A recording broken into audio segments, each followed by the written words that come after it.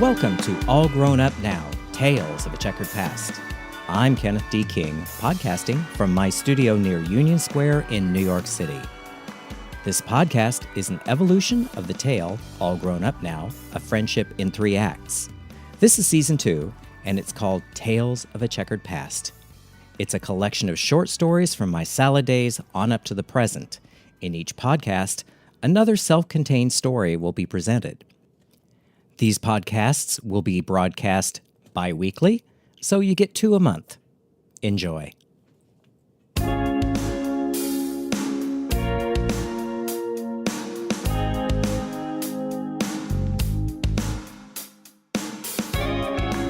Episode 51 is called Boys Shorts, number 3. 2 short stories, both of them amusing. Enjoy.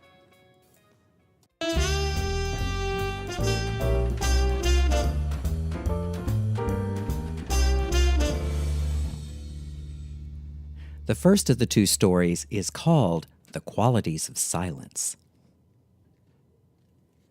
One of my many gigs is public speaking.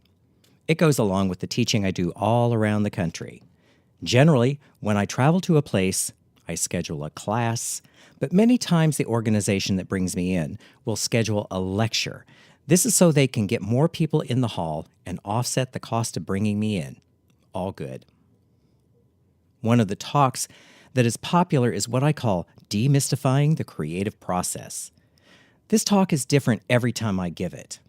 I talk about my particular process with slides, now PowerPoint, and this illustrates the point that it is indeed a process.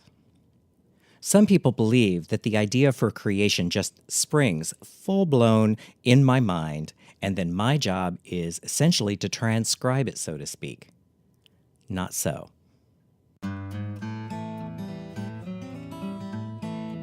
One time, some years ago, I was teaching in a suburb of Pittsburgh, Pennsylvania. As usual, they asked me to give the creative process lecture, which I was happy to do. This lecture would be at the VFW Post outside Pittsburgh. It was at this particular lecture that I learned that respectful silence sounds completely different than stunned silence. So, let me set the scene. This particular VFW post was paneled in knotty pine with squeaky wood floors. The walls were covered with VFW banners and hunting trophies. Dead animal heads mounted on wood plaques. I remember a deer with antlers. Ick. The crowd was quite large. It was about 200 people, if memory serves me correctly. The room was packed. I started the talk, and I always encourage people to ask questions along the way. I like to do this so that I can gauge what is of more interest. So I was into the talk about 20 minutes when a hand went up. I called on this lady who asked, "How do you know when a creation is finished?" I thought for a moment, and I replied, "Well, I just know." "Well, how do you know?" she asked. It's something I feel," I answered. "But how do you know you're not wrong?" What she seemed to be looking for was like a checklist that once the boxes are ticked, it means the creation is complete. I was stumped. I didn't know how to answer. So I thought a moment, and then I got an idea. I looked at her and I said, "If someone described an orgasm to you, you wouldn't know what they were talking about. But once you've had an orgasm, you know." There were 3 beats of silence in the room. I discovered right then that respectful silence sounds entirely different than stunned silence. And it feels like it lasts about 3 years. I could see behind everybody's eyes just what they were thinking. Did he say what I thought he said? Then this wave of raucous laughter filled the room as everyone there realized that, yes, he did say what they thought he said. I looked at the poor lady, who just sat there and shrugged. Perhaps she didn't know what I was talking about. The takeaway from this lecture was respectful silence sounds completely different than stunned silence. And now you know.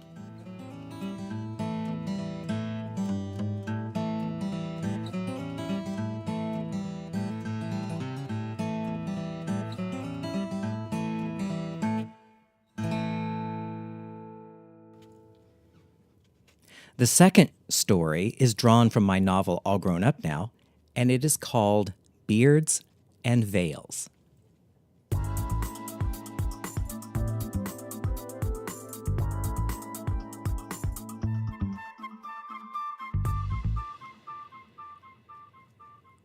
When I started my business making hats, I fielded quite a few questions about hat etiquette and such trivia. One question I never got asked, though, was about just why men never wore veils. I'm sure people assume that it has something to do with the idea of the veil representing women's purity, virginity, or protection. However, I have a differing theory based on actual real-world experience. Back in the day in the early 80s, while I was working in window display at Macy's, there were a couple of gals who also worked at the store. They were named Sharon and Norma. Sharon and Norma were loud, brassy, and loads of fun, and both were really stylish fag hags. That's what we called them then. Sharon would regale us with her tales of dating a Chicago mob boss. There was lots of talk about good cars, great clothes, and briefcases full of cash. She told us once that a game she and her guy used to play was Guess How Much. This game involved opening the briefcase, closing their eyes, grabbing as many bundles of $100 bills as they could with one hand, and then guessing how much money they had grabbed by its weight. Indeed. Sharon told us that she dumped the guy after one particularly bad evening. After an evening out, they went back to his house and went to bed. While they were, in bed, machine gun fire strafed through the bedroom window, showering everything with a hail of bullets and broken glass. "That really can kill an erection," Sharon shrieked, as we all laughed, as I imagine it would have. But all good things come to an end, and Norma and Sharon were eventually transferred into the buying offices. I can't remember what they bought, but that's not really important. We still kept in touch. Norma, Sharon, Lauren, who I worked with, and I would go out dancing at the Trocadero together, usually dressed around a theme. One of our theme nights was nerds. This was the only time I actually asked my trophy husband to borrow items of his wardrobe, as he happened to wear it every day. Norma was engaged to this guy, who we will call Hines, because Hines was in a pickle and needed a green card. So he and Norma agreed to be married. The wedding was set for New Year's Eve. A few weeks before, the wedding invitation arrived in the mail, and inside, written on a slip of red paper, were the words, "Red is appropriate for a junior bridesmaid." A few days later, when I was talking to Miss Ann on the phone, she asked what I was going to do for New Year's Eve. When I told her I was going to be a junior bridesmaid in a wedding, she got really quiet. I'd never been a junior bridesmaid before. It was so exciting. Which brought up the question, what do I wear? I called Lauren, who was also a junior bridesmaid. We hatched a plan and worked on our outfits far in advance. The wedding was held on a sunny New Year's Eve afternoon in a little jewel box of a church on Fair Oaks Street in Noe Valley. The Christmas screens were still adorning the altar. It was all very fancy, very Macy's, styled to death, with the bridesmaids in gray file, drop-waist dresses that they would be glad to wear again, and all the men were in morning coats. Very tasteful, very understated, very correct. Lauren and I got to the church and walked in. All heads turned. I had chosen a red wool dinner jacket white wing collar shirt with black bow tie, black wool pleated trousers and cummerbund, black evening shoes, black kid gloves, and a very Edith head black felt beret topped with an oversized matching felt bow, complete with a red tulle beekeeper veil. For you fashion-impaired people, that means the veil completely covered my face all the way down to my chin. But I'll continue. Lauren was similarly dressed. His chapeau was a fluffy Auntie Mame number consisting mainly of a big red velvet bow hovering over a cloud of red tulle veiling. When we entered, the entire crowd turned and looked at us. Right then, Lauren almost lost his nerve and sat in the back, but I kept hold of his arm with my grip of death and hissed to him in a stage whisper, "God damn you, Donna Louise, we've come this far. You are not backing out now."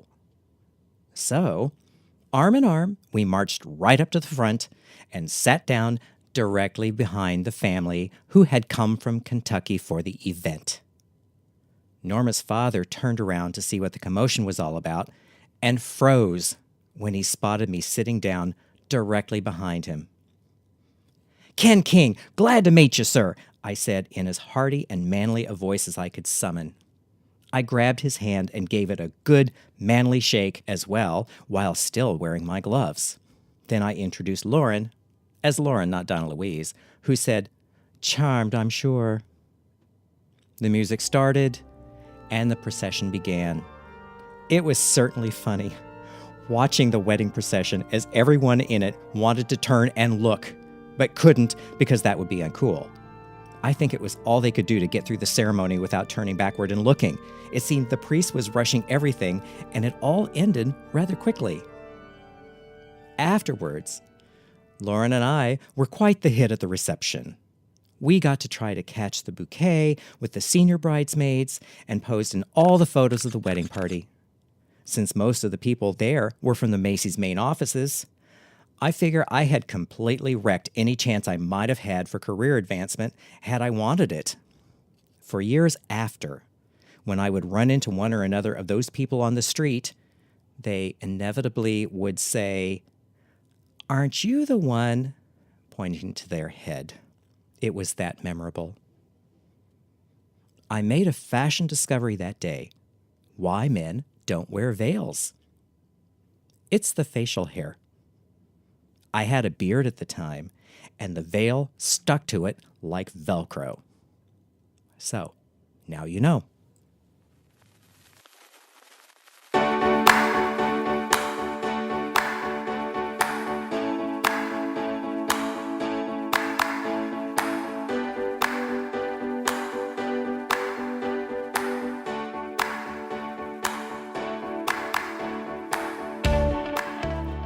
Thanks for listening.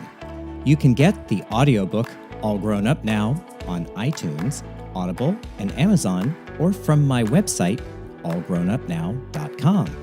You can subscribe to the podcast on iTunes, SoundCloud, Stitcher, Spotify, and Google Play. If you have any questions, you can reach me through the website, allgrownupnow.com. You can follow me on Instagram at Kenneth D. King, on Facebook at Kenneth D. King Design, or on my main website, kennethdking.com.